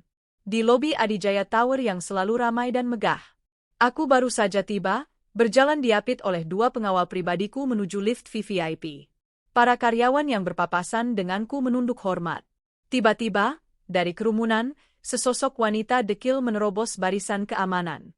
Ia berlari ke arahku dengan kecepatan yang tak terduga. Sebelum pengawalku sempat bereaksi, ia sudah menjatuhkan dirinya di lantai marmer yang dingin, tepat di kakiku. Itu Riana. Ia langsung bersujud, dahinya menyentuh lantai. Lalu, dengan gerakan yang membuat semua orang di lobi itu terkesiap ngeri, ia memeluk dan mencium ujung sepatu hak tinggiku. Ampun, Bu Arini. Ratu. Dewi, isaknya terdengar begitu keras, menggema di seluruh lobi yang mendadak senyap. Semua aktivitas berhenti. Semua mata tertuju pada kami. Saya salah. Saya pendosa. Saya binatang yang tidak tahu diri. Hina saya, ludahi saya, tapi tolong ampuni saya. Ia mengangkat wajahnya yang basah oleh air mata, ingus, dan kotoran. Jadikan saya anjing ibu. Jadikan saya keset di depan pintu kantor ibu. Apa saja. Asal saya bisa makan hari ini. Saya lapar, Bu, saya lapar. Ini adalah puncak dari kehinaan. Sang ratu palsu, di depan ratusan mantan bawahannya, kini menyembah di kaki wanita yang dulu ia sebut wanita rumahan berdaster. Aku berhenti. Aku menatapnya yang tergeletak menyedihkan di lantai. Selama beberapa detik, aku tidak melakukan apa-apa. Aku membiarkan semua orang melihatnya. Membiarkan mereka merekam pemandangan ini dalam ingatan mereka. Lalu, aku menunduk sedikit, suaraku tenang namun terdengar jelas oleh semua orang di sekitarku. Dulu, di rumah saya, kataku memulai. Kau bilang, saya ini cocoknya jadi ibu rumah tangga sejati. Kau bilang hidupku membosankan dan tidak punya prestasi. Aku menjeda, membiarkan kata-kataku meresap. Sekarang, kau mau menjadi budakku. Aku tersenyum tipis, senyum yang paling dingin dan paling kejam. Maaf, Riana. Standar budak saya jauh lebih tinggi dari itu. Tanpa menoleh lagi, aku melangkahi tubuhnya yang masih tersungkur, seolah ia tak lebih dari sebuah benjolan di lantai. Aku terus berjalan dengan anggun menuju lift pribadiku. Di belakangku, aku bisa mendengar suara raungan putus asa Riana yang menyayat hati. Tapi bagiku, itu terdengar seperti musik termerdu di dunia. Pintu lift tertutup. Pembalasan dendamku telah tuntas. Aku telah menghancurkan mereka, sama seperti mereka dulu telah menghancurkanku. Dan rasanya, sangat memuaskan. Beberapa bulan berlalu sejak insiden dramatis di lobi Adijaya Tower. Kisah tentang Riana yang menyembah di kaki Arini telah menjadi legenda urban di dunia korporat Jakarta. Cerita itu dituturkan dengan nada penuh kekaguman dan sedikit rasa takut, melukiskan diriku sebagai sosok, Ratu Besi, seorang pemimpin yang brilian, cantik, namun tanpa ampun bagi siapapun yang berani mengkhianatinya. Citra itu, harus kuakui, sangat membantuku dalam mengelola perusahaan. Tak ada lagi yang berani bermain-main. Setiap perintahku dilaksanakan tanpa pertanyaan, setiap target selalu tercapai. Perusahaan meroket. Keuntungan naik drastis. Namaku semakin sering muncul di berbagai media bisnis, dipuji sebagai salah satu CEO wanita paling berpengaruh di Asia Tenggara. Hidupku, dari luar, tampak sempurna. Rumahku megah, karierku cemerlang, penampilanku selalu prima. Aku telah mendapatkan kembali semua yang pernah mereka coba renggut dariku, bahkan 100 kali lipat lebih banyak. Aku memenangkan perang. Aku berdiri sendirian di puncak gunung kemenangan, menatap medan perang di bawah yang kini sunyi senyap. Musuh-musuhku telah lenyap, dikalahkan hingga tak bersisa. Namun, di dalam keheningan kemenangan itu, aku mulai mendengar sebuah gema. Gema dari langkah kakiku sendiri di dalam istanaku yang luas namun hampa. Api dendam yang selama ini membakar semangatku, yang menjadi bahan bakarku untuk bangkit setiap pagi, kini telah padam. Dan di tempatnya, yang tersisa adalah abu yang dingin dan sebuah kekosongan yang aneh. Rasa manis dari pembalasan dendam itu, ternyata, tidak bertahan selamanya. Ia menguap, meninggalkan rasa hambar di lidah. Aku menang, lalu apa? Kabar tentang para pendosa itu sesekali masih sampai ke telingaku, dibawa oleh Pak Heru yang secara diam-diam terus memantau mereka. Riana, setelah penghinaan total di lobi itu, benar-benar lenyap di telan bumi. Ia menjadi hantu. Beberapa mantan karyawan mengaku pernah melihatnya mengemis di kawasan kumuh, sementara yang lain bersumpah ia sudah gila dan dibawa ke panti sosial. Tak ada yang tahu pasti. Namanya kini hanya menjadi sebuah dongeng pengantar tidur yang menakutkan bagi para karyawan baru. Jangan pernah macam-macam dengan Bu Arini. Bu Ratna, kata Pak Heru, kondisinya semakin parah. Ia dilarikan ke sebuah rumah sakit umum kelas 3 setelah pingsan di kamar kosnya. Penyakit komplikasi akibat stres dan gizi buruk menggerogoti tubuhnya yang sudah rapuh. Dan Bayu, dia adalah satu-satunya yang masih mencoba berjuang. Ia terpaksa menjadi kuli harian di sebuah proyek bangunan untuk membiayai pengobatan ibunya yang seadanya dan untuk sesuap nasi setiap hari. Pria yang dulu begitu bangga dengan kemeja licin dan sepatu kulitnya, kini setiap hari bergelut dengan semen, pasir, dan terik matahari yang membakar kulit. Kehidupan telah menamparnya dengan begitu keras hingga tak ada lagi sisa kesombongan dalam dirinya. Aku mendengarkan laporan-laporan itu tanpa ekspresi. Itu adalah konsekuensi yang pantas mereka terima. Aku tidak merasa bersalah, tapi juga tidak lagi merasakan kepuasan. Kisah mereka kini terasa seperti cerita tentang orang asing, tak lagi berhubungan denganku. Hingga suatu senja, takdir menulis sebuah adegan penutup yang tak pernah kuduga. Hujan deras mengguyur Jakarta, menyebabkan banjir di beberapa ruas jalan protokol. Mobilku terjebak macet total. Sopirku, setelah melihat peta digital, memutuskan untuk mengambil jalan tikus, melewati ganggang sempit di perkampungan padat untuk mencari jalan keluar. Saat mobil merayap pelan di sebuah gang yang becek dan remang-remang, mataku tanpa sengaja menangkap sebuah pemandangan di sebuah warung tegal kecil di pinggir jalan. Di bawah cahaya lampu neon yang berkedip-kedip, seorang pria dengan kaos oblong yang basah kuyup dan penuh noda semen sedang duduk sendirian. Ia menunduk dalam-dalam, menyantap sepiring nasi dengan lauk tempe orek dengan begitu lahap, seolah itu adalah makanan termewah di dunia. Tangannya yang kasar dan kapalan bergerak cepat. Itu Bayu. Penampilannya begitu berbeda. Tubuhnya lebih kurus namun lebih liat, kulitnya legam terbakar matahari. Tak ada lagi jejak Bayu Pratama sang asisten manajer yang pongah. Yang kulihat hanyalah seorang pekerja keras yang kelelahan. Saat ia mengangkat wajahnya untuk minum, aku bisa melihat gurat-gurat penderitaan yang terpahat jelas di wajahnya. Dan untuk pertama kalinya, aku merasakan sesuatu yang lain. Bukan benci, bukan marah, bukan juga puas. Hanya sebuah perasaan aneh, sebuah kesadaran bahwa lingkaran ini harus segera ditutup. Melihatnya dalam kondisi seperti itu tidak lagi memberiku kesenangan. Justru terasa seperti sebuah beban. Berhenti, bisikku pada sopir. Sopirku menatapku kaget lewat kaca spion. Di sini, Bu? Ya. Berhenti sebentar. Dengan ragu, aku membuka pintu mobilku yang mewah. Udara lembab dan bau comberan langsung menyergapku. Aku melangkah keluar, payung hitam dibukakan oleh pengawalku. Kehadiranku yang kontras, seorang wanita elegan dengan gaun mahal di tengah gang becek, membuat beberapa orang menoleh. Termasuk Bayu. Saat ia melihatku, sendok di tangannya jatuh ke piring, menimbulkan bunyi denting yang nyaring. Matanya membelalak ngeri. Wajahnya langsung pucat pasi.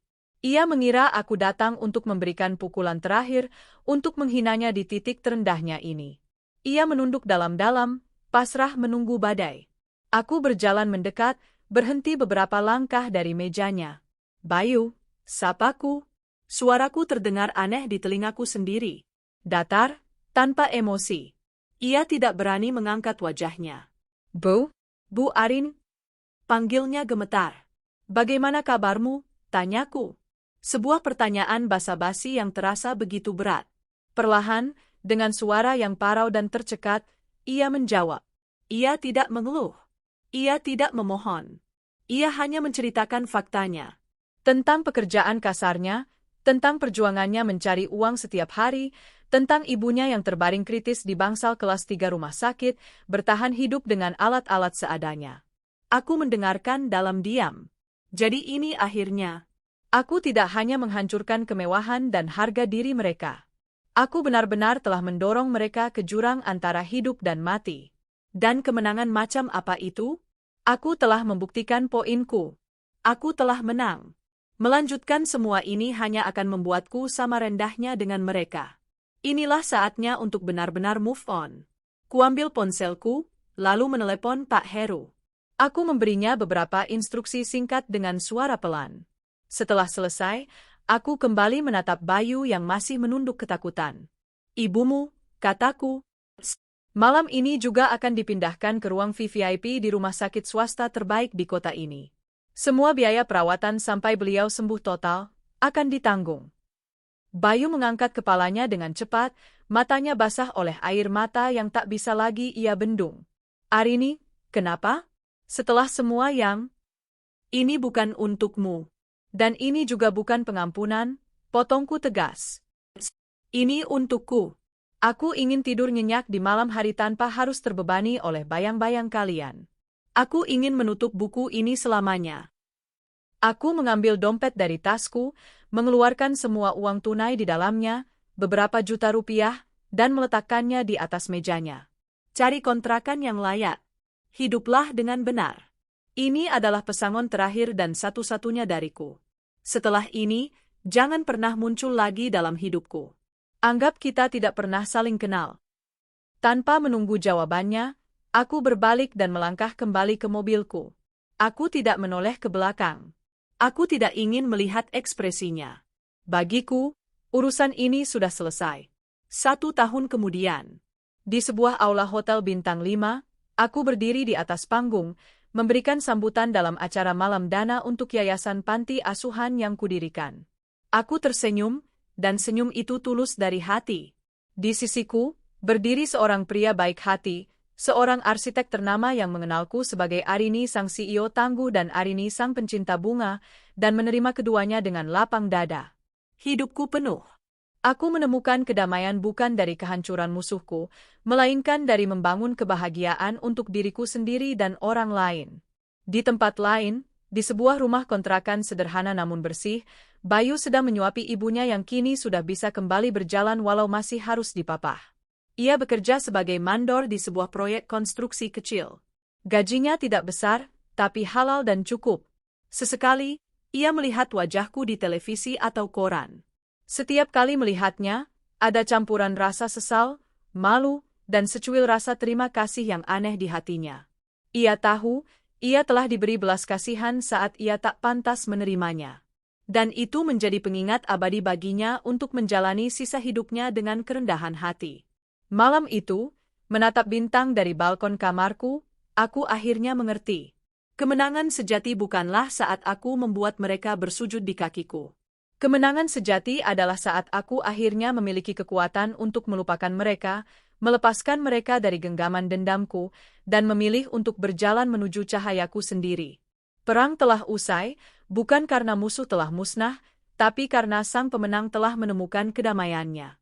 Dan itu adalah akhir yang paling indah dari segalanya.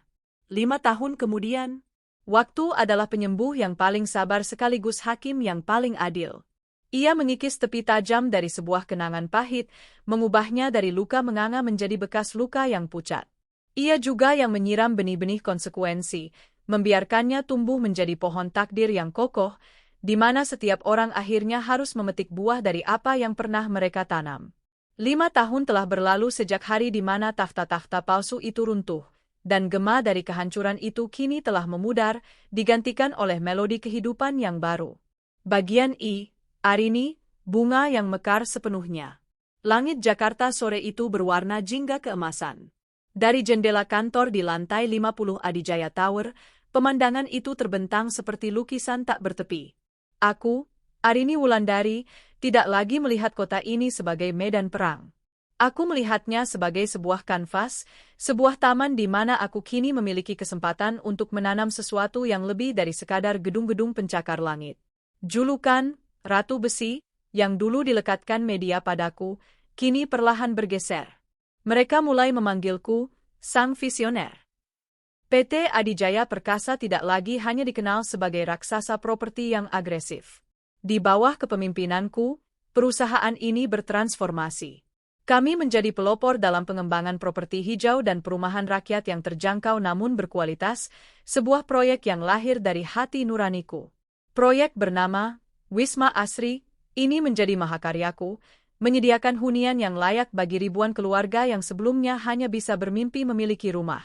Setiap kali aku mengunjungi lokasi proyek dan melihat senyum anak-anak yang kini bisa bermain di halaman yang aman, atau berbincang dengan para ibu yang bangga dengan dapur baru mereka, aku merasakan sebuah kepuasan yang jauh melampaui euforia saat aku menghancurkan musuh-musuhku dulu. Dendam memberiku kekuatan untuk bangkit, tapi tujuan memberiku alasan untuk terus terbang lebih tinggi. Pintu kantorku terbuka pelan. Baskara melangkah masuk, senyum hangat tersungging di wajahnya yang teduh. 5 tahun lalu, aku bertemu dengannya sebagai klien. Ia adalah arsitek brilian di balik desain revolusioner Wisma Asri. Ia tidak pernah mengenalku sebagai Arini si wanita berdaster, tidak pula sebagai Arini sang ratu besi yang penuh amarah. Ia mengenalku sebagai Arini yang sekarang, seorang pemimpin, seorang wanita dengan masa lalu yang kompleks, dan seorang individu yang sedang belajar untuk bahagia. Sudah siap, sayang? Tanyanya, suaranya menenangkanku seperti alunan musik cello. Anak-anak di panti sudah menunggumu. Aku tersenyum, bangkit dari kursiku dan meraih tangannya. Selalu siap. Hubunganku dengan Baskara adalah antitesis dari pernikahanku dengan Bayu. Tak ada kepura-puraan, tak ada permainan kuasa. Kami adalah dua pilar yang berdiri sejajar, saling menopang, membangun sebuah katedral cinta yang kokoh di atas fondasi kejujuran dan rasa hormat. Ia mengagumi kekuatanku di ruang rapat, tapi ia lebih mencintai kerapuhanku saat kami hanya berdua, saat aku bisa melepaskan semua perisai dan menunjukkan bekas-bekas lukaku padanya. Ia tidak mencoba menyembuhkannya, ia hanya memeluknya, dan itu sudah lebih dari cukup. Malam itu, setelah acara amal di panti asuhan yang kudirikan, kami duduk di teras belakang rumahku. Rumah yang sama, namun dengan jiwa yang sepenuhnya berbeda. Di taman yang dulu gersang, kini tumbuh subur berbagai jenis mawar dan anggrek, dirawat dengan tanganku sendiri setiap akhir pekan. Apa yang sedang kau pikirkan? Tanya Baskara lembut, menyampirkan selendang di bahuku. Aku menatap langit yang bertabur bintang. Aku hanya berpikir, betapa berbedanya semua ini. Dulu, taman ini adalah saksi bisu dari air mataku. Rumah ini adalah penjara. Dan hidupku adalah sebuah penantian akan sebuah badai. Dan sekarang, aku tersenyum, menyandarkan kepalaku di bahunya. Badai itu sudah lama berlalu. Dan setelahnya, ia meninggalkan tanah yang subur. Tempat di mana taman yang baru bisa tumbuh. Aku telah memaafkan mereka. Bukan dengan kata-kata, bukan dengan pertemuan. Aku memaafkan mereka di dalam hatiku sendiri, sebuah tindakan egois yang kulakukan demi kebebasanku. Memaafkan bukan berarti melupakan apa yang telah mereka lakukan. Memaafkan berarti aku tidak lagi mengizinkan perbuatan mereka di masa lalu untuk mendefinisikan masa depanku. Aku melepaskan rantai terakhir yang mengikatku pada mereka, dan dengan itu, aku akhirnya benar-benar bebas. Bagian 2, Bayu Oburatna, Jalan Penebusan yang Sunyi. Di sebuah sudut kota yang lain, di sebuah rumah tipe 36 di perumahan yang sederhana namun asri, kehidupan berjalan dengan ritme yang jauh lebih lambat. Bayu Pratama, yang kini berusia akhir 30-an, sedang menyiram tanaman di halaman depan rumahnya yang mungil. Kerutan di sudut matanya bertambah, kulitnya lebih gelap, namun sorot matanya yang dulu penuh keangkuhan, kini jernih dan tenang. Bantuan tak terduga dari Arini 5 tahun lalu menjadi titik balik dalam hidupnya. Ia tidak menyia-nyiakan kesempatan kedua itu. Setelah ibunya pulih, ia menggunakan sisa uang itu sebagai modal untuk memulai usaha kecil-kecilan, sebuah jasa renovasi dan bangunan skala kecil. Ia memulainya dari nol, seorang diri. Ia bekerja lebih keras dari yang pernah ia bayangkan seumur hidupnya. Kejujuran dan hasil kerja yang rapi menjadi modal utamanya. Perlahan tapi pasti, usahanya berkembang. Kini, ia memiliki beberapa anak buah dan dikenal sebagai kontraktor kecil yang dapat dipercaya di lingkungannya. 2 tahun lalu, ia menikah lagi. Bukan dengan wanita karir atau sosialita, melainkan dengan Sarah, seorang guru sekolah dasar yang dikenalnya saat merenovasi sekolah tempat Sarah mengajar. Sarah adalah wanita yang lembut, sabar, dan melihat Bayu apa adanya. Seorang pria dengan masa lalu yang kelam, yang sedang berjuang keras untuk menjadi orang yang lebih baik. Di dalam rumah, Bu Ratna duduk di kursi goyangnya, tangannya yang keriput dengan lincah merajut sebuah syal kecil untuk cucu pertamanya yang akan segera lahir. Penyakit dan kejatuhan martabatnya telah merenggut semua kesombongannya. Ia menjadi seorang wanita tua yang pendiam dan lebih banyak beribadah. Ia menyayangi Sarah dengan tulus, mungkin sebagai cara untuk menebus dosa-dosanya pada menantunya yang dulu. Nama, Arini, tidak pernah sekalipun terucap di rumah itu. Sosokku adalah hantu dari masa lalu, sebuah tabu yang terlalu menyakitkan untuk dibicarakan. Namun, kehadiranku terasa. Mereka hidup di rumah yang bisa mereka sewa berkat uangku. Kesehatan Bu Ratna pulih berkat perawatanku. Kesempatan kedua Bayu ada karena kemurahanku. Mereka tidak membicarakannya, tapi mereka tahu. Sesekali, saat membaca koran atau menonton berita bisnis, Bayu akan melihat wajahku. Wajah istrinya yang dulu ia sia-siakan, kini menjadi salah satu wanita paling berpengaruh di negeri ini, tersenyum bahagia di samping suaminya yang baru.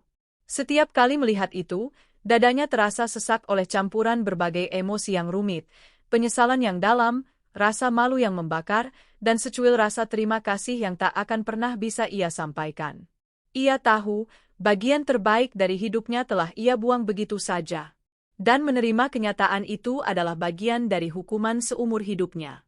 Ia tidak akan pernah lagi mencoba menghubungiku. Menjaga jarak adalah satu-satunya cara ia bisa mempertahankan sisa-sisa harga dirinya. Bagian 3, Riana, Gema yang hilang. Nasib Riana Salsabila adalah yang paling tragis.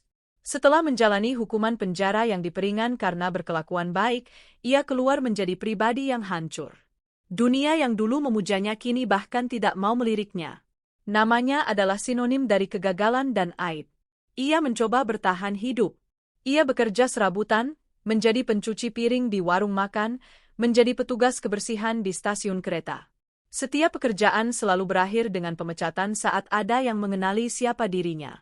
Ia adalah paria, dikucilkan oleh masyarakat yang pernah ia pandang rendah. Suatu malam, di sebuah minimarket 24 jam yang remang-remang, seorang wanita dengan seragam petugas kebersihan sedang mengepel lantai yang kotor.